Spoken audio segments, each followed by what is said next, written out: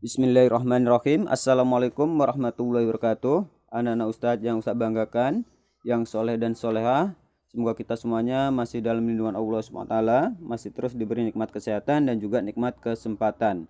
Pada kesempatan kali ini, Ustadz akan melanjutkan pelajaran prakarya kita, yaitu masih tentang budidaya ikan hias, pertemuan yang ketiga, yaitu tentang melakukan teknik pemeliharaan. Yang pertama yang kita bahas yaitu adalah memberi makanan. Yang mana Anda usah ketahui bahwa makanan ikan hias yang alami adalah jenis Infusoria, Rotifera, kutu air, cacing sutra, dan jentik nyamuk.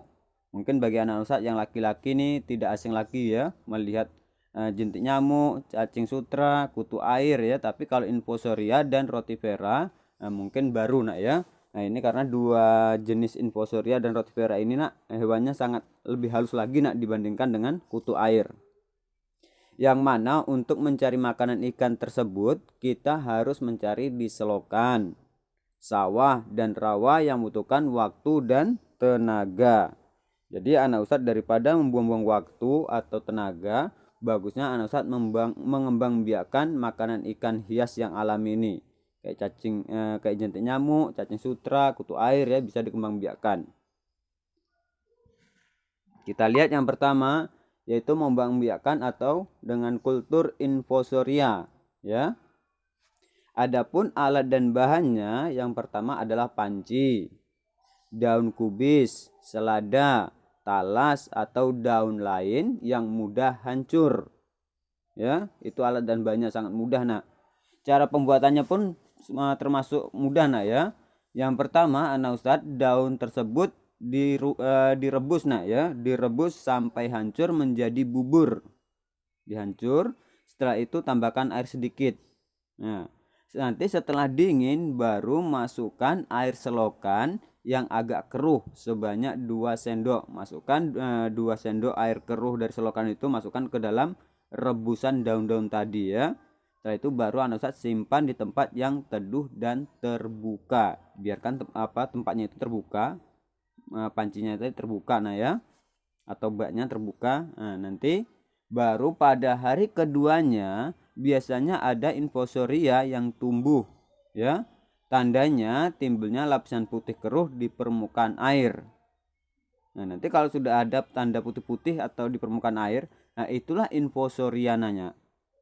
Cara ambilnya yaitu ambil cairan putih tersebut untuk memberi makanan ikan. Jadi yang cairan yang warna-warna putih itulah yang menjadikan makanan-makanan ikan. Nah, itu adalah cara kultur Infusoria. Terus kita lihat cara mengembangbiakkan kultur Rotifera. Ya, ini sama dengan kutu air nak ya. Tapi nanti perbedaannya nanti Ustaz jelaskan sedikit ya. Kultur Rotifera. Alat yang digunakan adalah bak, kotoran ayam kering 10 kg ya, kotoran ayam kering. Bukan yang basah, yang kering nak. Terus TSP 0,15 kg, urea 0,15 kg, dan kapur tohor 0,15 kg. Ya, cara pembuatannya yang pertama bersihkan bak dan keringkan. Setelah bersih dan kering, taburkan bahan tersebut ke dalam bak dan kasih air. Ya, kotoran ayam tadi, TSP, urea, kapur, nah itu diaduk menjadi satu baru anak Ustadz taruh di baknya. Nah, dalam waktu 4 hari biasanya Rotifera sudah tampak.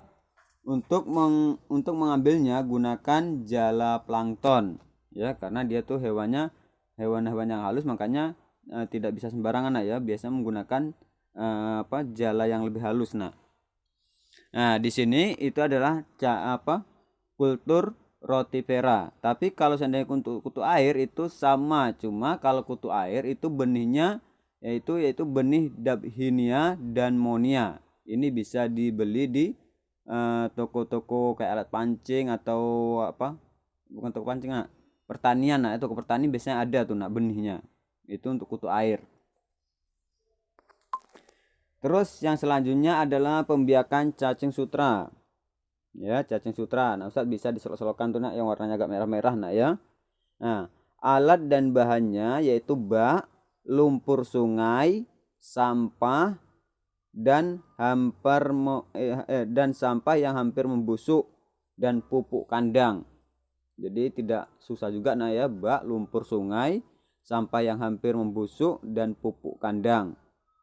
Cara membuatnya, yang pertama, campurkan lumpur atau sampah dengan pupuk kandang, masukkan ke bak sampai ketebalan 5 cm ya.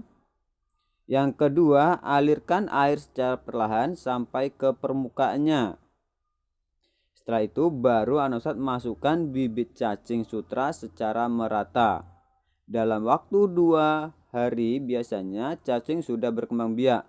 Tutup dengan daun pisang. Cara pengambilannya dengan mengangkat lumpurnya. Jadi bibitnya harus ada nak ya. Anak Ustadz mau tidak mau harus mencari bibit cacing sutra dulu. Nanti baru dia dikembangbiakkan biar jadi banyak ya. Nah itu adalah cara mengembangbiakkan cacing sutra. Terus yang selanjutnya adalah pengembangbiakan jentik nyamuk ya. Mungkin jentik nyamuk ini nggak perlu kembangkan, banyak juga kita temui nak ya. Pengembangbiakan jentik nyamuk sama dengan pengembangbiakan kutu air ya. Dalam waktu 3 hari nyamuk sudah berdatangan dan kurang lebih 1 minggu jentik nyamuk sudah tampak. Pengambilannya itu menggunakan serokan dan kain stirmin ya. Sebelum diberikan ke ikan, bagusnya itu jentik nyamuk dicuci terlebih dahulu ya. Jentik nyamuk ini tidak bisa tahan lama nak ya. Kalau anak Ustadz biarkan nanti nggak cepat dikasih makan ikan, jentik nyamuk itu nanti akan berubah menjadi nyamuk dia nak. Makanya kalau dapat jentik nyamuk, nah itu harus cepat dikasih ke ikan. Oke, yang kedua, memelihara bak atau akuarium. Ini sangat penting nak ya. Pemeliharaan bak sangat penting untuk kesehatan ikan. Adapun pemeliharaannya adalah yang pertama, sering mengganti air menggunakan air bersih. Jadi air di akuarium itu harus sering-sering diganti nak ya. Nah, terus membersihkan bak atau tempatnya. Memberi tanaman air yang cocok. Terus yang keempat, memberi peneduh di atas bak. Nah itu adalah cara memelihara bak atau akuarium. Terus kita lihat yang selanjutnya adalah merawat ikan. Ikan yang sakit itu masih bisa kita rawat dengan cara melihat ciri-ciri ikan tersebut. Ya, penyakit pada ikan itu ada disebutkan oleh 2 penyebab nah ya. Yang pertama oleh parasit.